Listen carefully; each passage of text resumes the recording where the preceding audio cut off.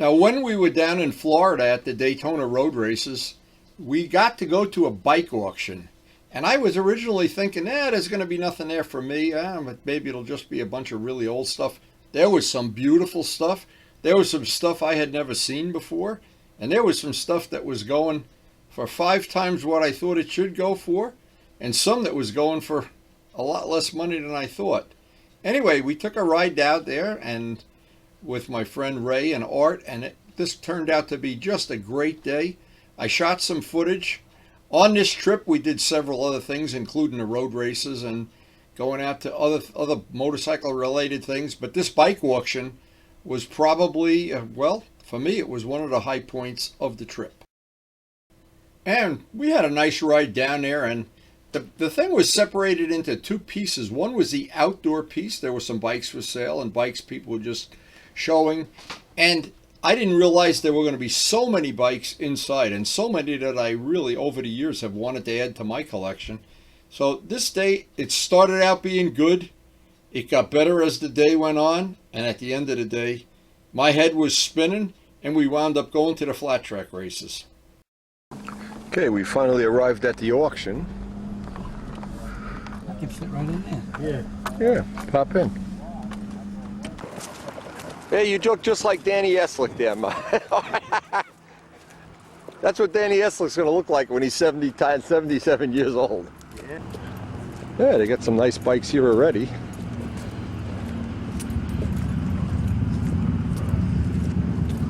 Is that a line to get in there, or is that the bikes?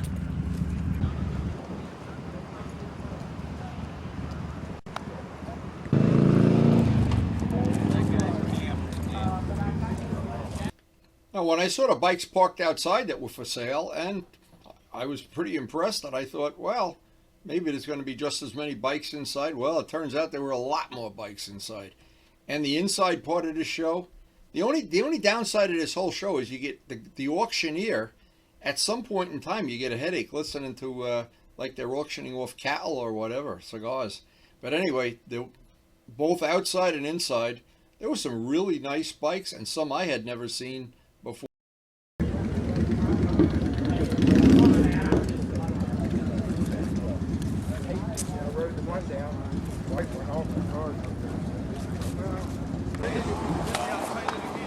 That's beautiful. Now, this is one. This is the one. I bought this one. I just had this. Now, both Ray and I were friends with the late Fred Anderson, and we looked at some of the BSAs and some of the Nortons, some of the things he was famous for collecting over his lifetime. And I looked at some of them. What nice, here, look at this one, it's Commando. What nice condition some of these bikes were. And these were the ones that were outside that were not really, I'm not sure they were, well, maybe they were participating in the auction, but not the same as the ones inside.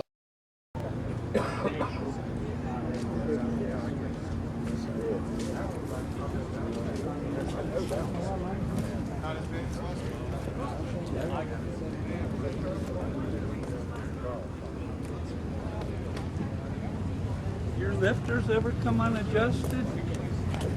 Yeah. Because it's making more noise than you.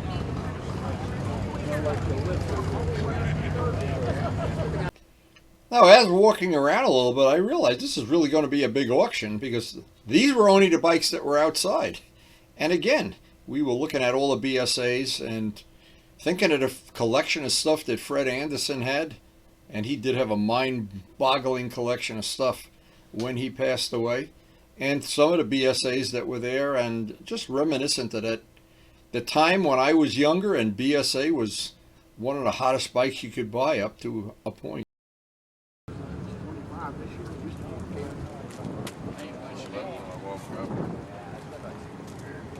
That's the original.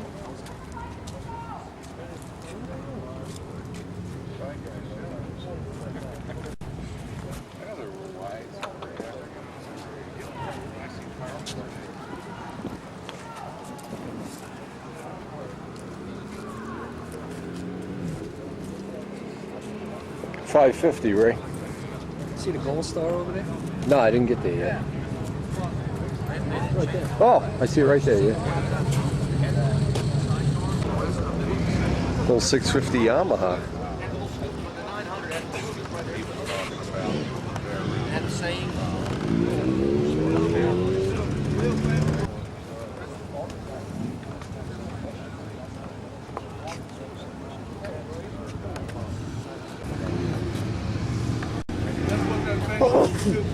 Bless you. Yeah. It's a 4-cylinder Indian. Terrible on flexible starters.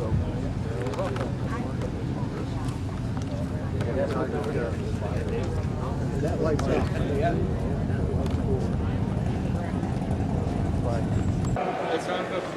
Miscellaneous parts is lot 82A. 82A. Oh my God, there's some homemade sissy bars. Just look at them. What great fun. 10, 20 now, we're 10, bigger, 20, bigger, 20, bigger, 20 now, we're 10, 20, 10, 20, 10, 20, 10, 20, not a whole lot there. 10, 20 now, we're 10, bigger, 15. Now 20, now 5. When I was younger and hanging around at Amel Precision during their heyday, I think this is exactly the bike that Todd had, the Mammoth Munch. Boy, was that ever a showstopper. And some of the bikes that he had, another BSA, and I just keep thinking of, again, Fred's collection was unbelievable. He had more BSA stuff. I think his name was Mr. BSA. His email was Fast Freddy, so you figure it out.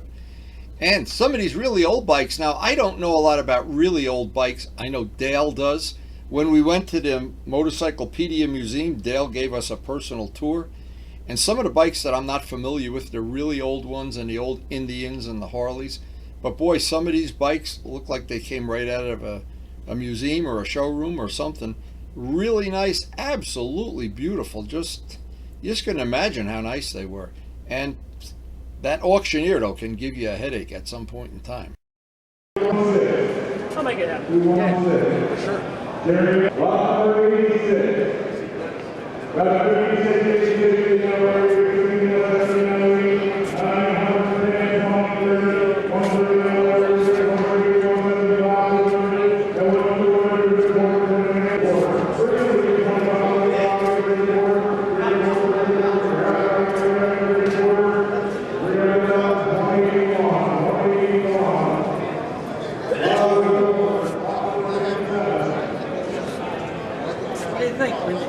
I'll buy this. This would be tough at a gas station, right? Look at this. It's a TZ750 frame, it said. Yeah. I want lights on it.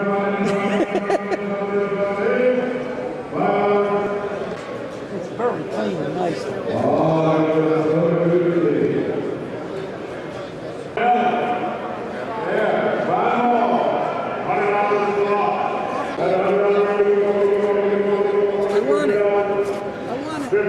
Yeah, that's nice.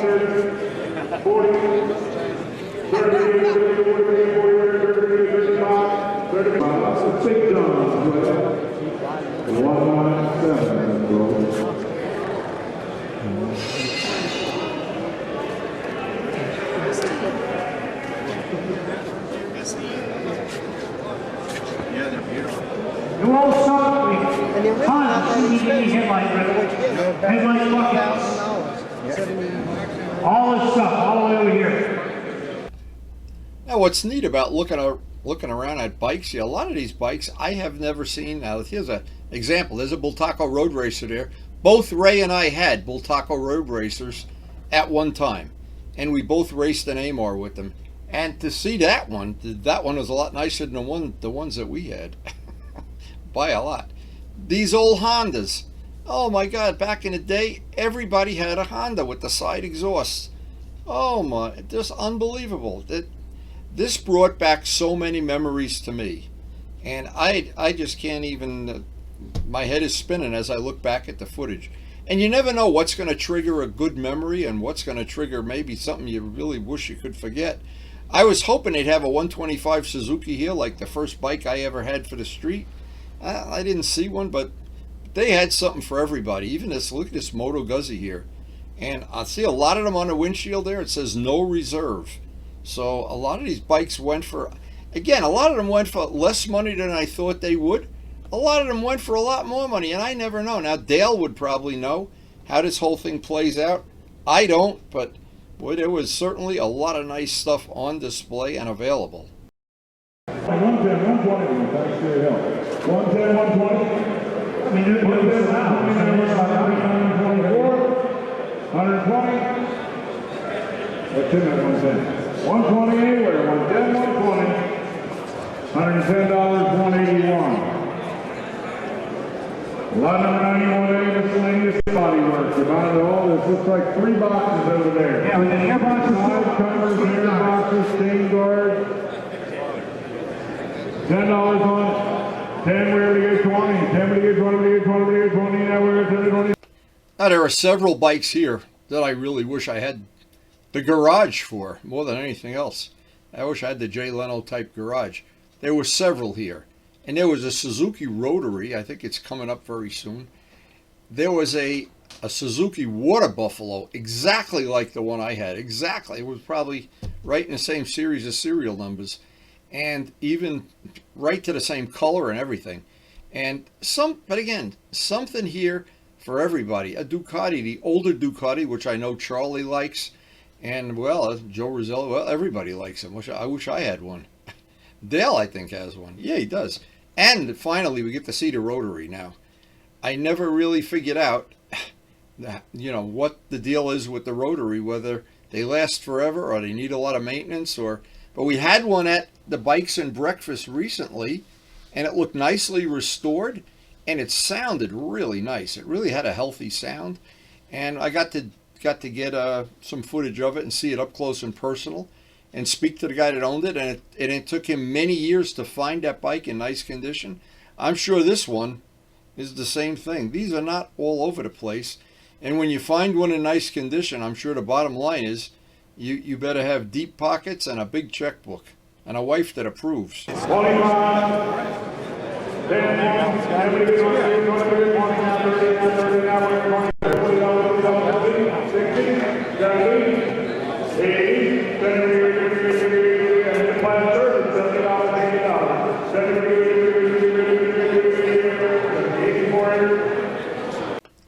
Now, I had heard from Ray, who was making a little bit more headway on this because I was videotaping, that right up the road there was an H1 Kawasaki that looked whistle clean and an H2, and I was looking for them, but I didn't want to miss anything, see, because I wanted to, some of these bikes you just don't see every day, and look at that one right there.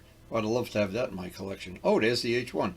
And the H1 and the H2, these are the ones that guys just outbid each other for. You notice it says, where it should say no reserve, it's empty. That tells you something right there. But a lot of the bikes, I know at these auctions, a lot of them, even at the car auctions, a lot of them, you don't really realize until you see the guys start bidding. And when they want them, it's usually top dollar. Now, I'm sure Dale knows exactly how that works. That 175. That 175 now with it. 175 now, 200 now, 2 and a quarter now where? 200 now, 2 and a quarter now fourth, 200, 225, 225 anyone? $200 right down here, bidder number 223.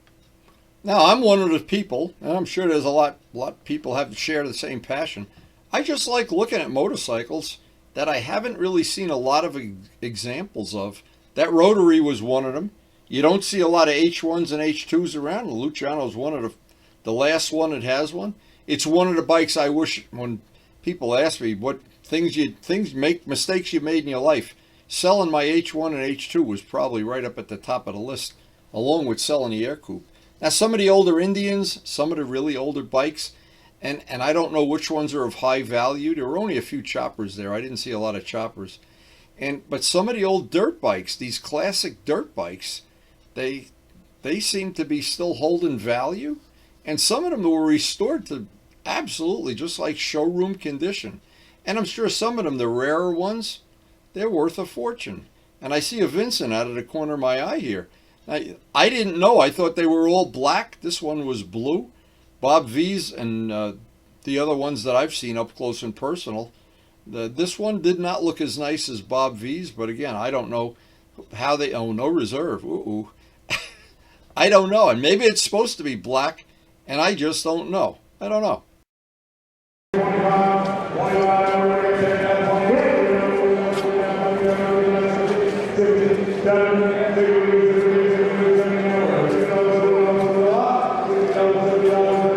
And right around here, I was just getting excited about seeing it H2. Now look, this is one of the that is really nicely restored. I looked all over for something that needed to be upgraded or improved. The guy, whoever did the restoration, did a beautiful job. Even the chrome, absolutely perfect. Seat, not a single rip in it. Nothing, absolutely nothing. Instruments, everything correct, of course. Now the people that do this type of restoration, they really have to have deep pockets, because a lot of this stuff is really getting super expensive, super hard to find.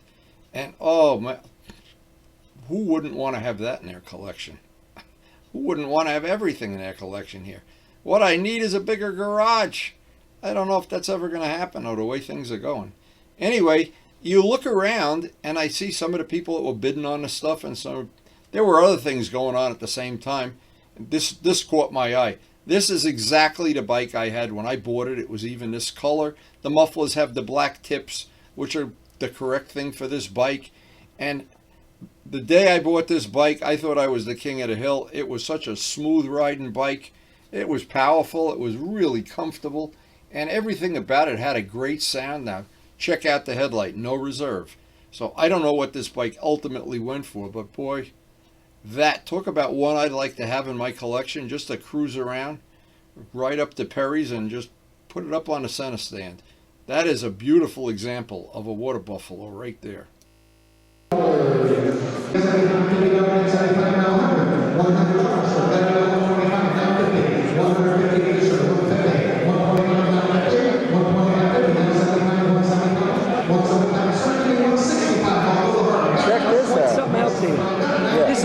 It's a Voltaco flat track.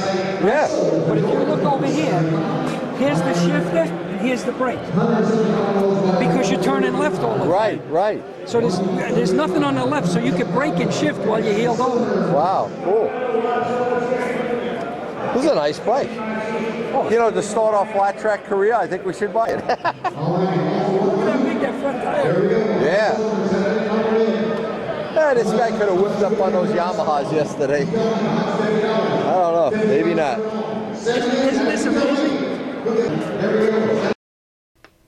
And as we get to the end of the show, I have to really admit, my feet were getting tired. My hand was getting tired holding a video camera. But looking around and adding this experience to the things I enjoy about motorcycling, I would love to go to other auctions, but again, the limiting factor for me is I don't have room in my garage. And there's so many bikes I have on my bucket list I'd still like to have. And I've never had a British bike, any British bike. That would be on my bucket list. To be honest, I've never owned a Ducati. I'd like to have one of these real old ones. If somebody else did all the work, I'll get Luciano to rebuild the engine when it needs to be rebuilt. He's good at doing it too. But anyway, looking around and seeing, this is one bike. This one right here. And I know Joe Roselli loves MV Agusta, as Charlie does, and as I do too. I would love to have this bike in my collection. This one right here really floats my boat. Now, there's a lot of things about it I like. I like the color, the seat. I love the seat. Look at that seat. The styling of these bikes. The MVs are really styled. I guess a good example would be like Ferraris. Whoever they pay to style them, they really have, I don't know, a great eye for styling and for paint, for color choices. This one really floats my boat. Now, I don't know what model it is and I don't know what year it is, but I don't care. When I add something to my collection, I add it because I like it, and I add it because I want to ride the wheels off it. It will never rust and never rot in my collection. This one really floated my boat. And look at the details of it. The styling cues on this. This day was just absolutely a great day to be at the auction.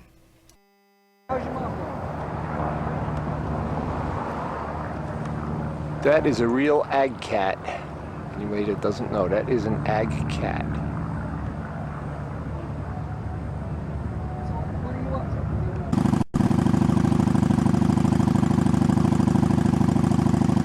A man and his toys. Yeah, we're going down to see the flat track races. And we're checking out, we're going to see this tomorrow, I guess. Scott's F40 Ford.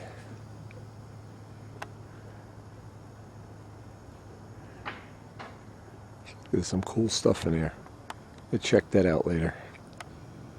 Time for flat tracking. The flat track races were a load of fun. It brought back a lot of memories of Middletown. And I remember when we used to go to Middletown, oh my God, over and over. And see Gary Nixon and everybody. But this was the smaller bikes, and they have this right at the racetrack in Daytona, and they do it at night. It's pretty cool.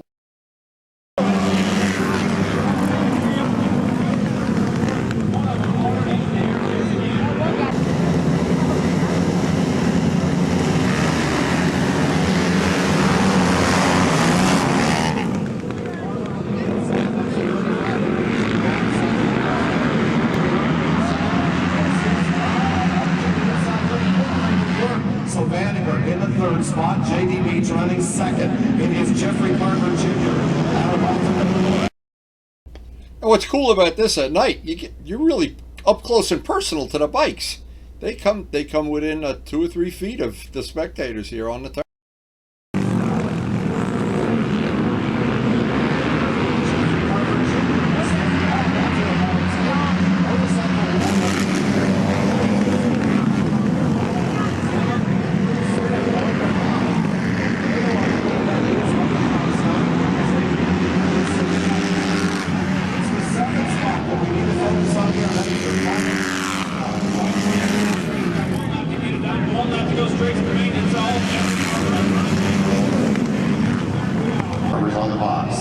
Ladies and gentlemen, put your hands together for heat race number 2 winner and last night's main event winner, number 24B, Jeffrey Carver Jr.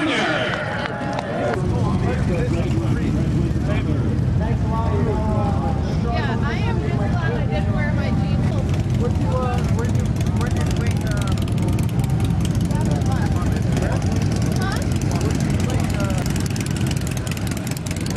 I'm coming, boss. I'm coming. So as this day ends, this day will be one that I will not soon forget. And since this footage was shot, our late and great friend Art Thomas has unfortunately passed away. And I thought this would be a great way to remember some of the great memories we had over the many, many years that we were friends. And I wanted to thank Ray and Marilyn for hosting me at their house during the Daytona Bike Week.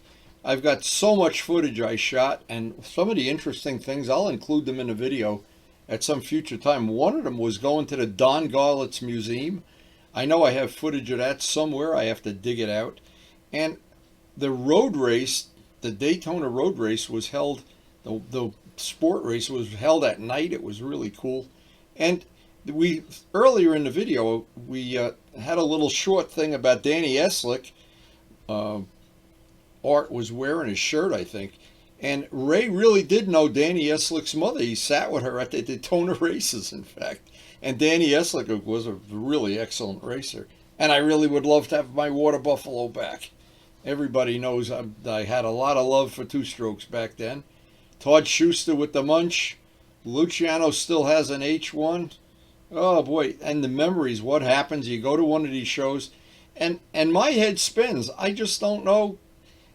If I had the bigger garage, I wouldn't know which bike to buy first, which one to add to my collection. And the thing is, with most of these bikes, they're really in nice shape.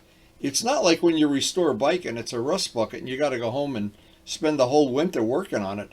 I think most of these bikes that were at this show, you could turn the key and maybe with a minimum amount put a battery in them or whatever and be out on the open road. I don't know that for a fact, though. But again, next time I see Dale, I'm going to speak to him about these auctions. And they're fun to go to, and I love to see the bikes. And I know they have them all over the country. And Daytona and that Bull Taco, oh boy, did that float my boat. and just random memories come back. And I guess what I did recently, I made a nostalgia video going to these places that I knew as a child and as a kid, as a teenager even, and it just, my head was spinning. Well, seeing some of these older bikes that I saw when they were in their heyday, when they were available at any dealer for no money, and the Rotary and the Water Buffalo were the two that stick out in my mind. But they're all nice, and I still have to get a Ducati. I need a British bike and a Ducati, 10 years apart, to finish my collection. I don't want to finish it that quick, because that'll mean that I can't buy any more bikes. But that Rotary was really special. Really, really special. There are not many of them left on the planet. And not many as nice as this one, that's for sure. They're rare, and younger guys that have just gotten into the sport of motorcycling have never seen these two-strokes when they were dominant. They ruled the world. The Z's, these were the bikes to have in their day. And of course the Water Buffalo. If you wanted to go on a nice, comfortable ride, that was the bike to have. But they're all good. And it doesn't matter what bike you like and which one you lust for to add to your collection, or it's irrelevant. The bottom line is we all have different things we love, but we all love motorcycles.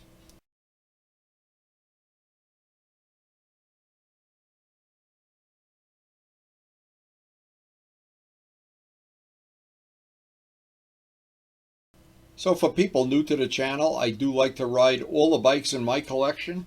I do like to share my passion for motorcycling, both working on bikes, maintaining them, customizing them, making them my own, doing the maintenance myself, even changing tires and chains and the whatnot, and two-strokes, trying to keep the love of two-strokes alive, even for people that have never seen one up close and personal, and always to share the passion of motorcycling with my friends.